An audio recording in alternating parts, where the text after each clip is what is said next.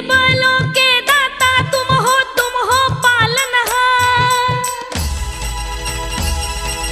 कृपा करो हे भगवान मुझ पर तुम हो निरंकार।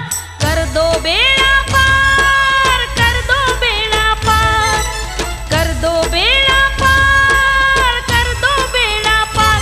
एक ऐसा वरदान दो मेरे लाल को जीवदान दो।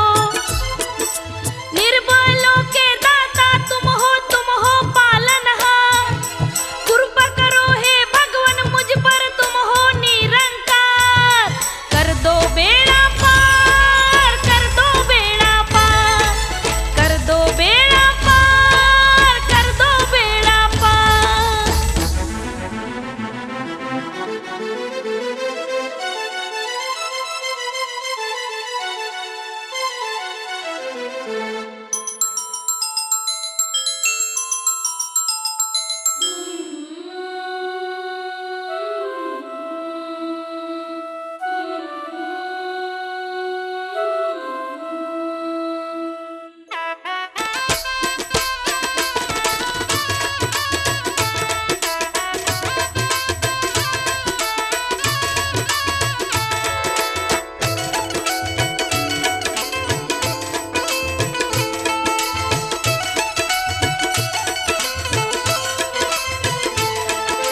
सौंप आई बेटे को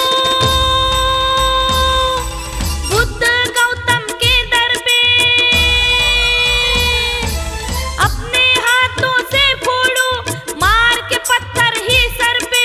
कठिन समय में दिखते भगवान मुझको रास्ते चार। कठिन समय में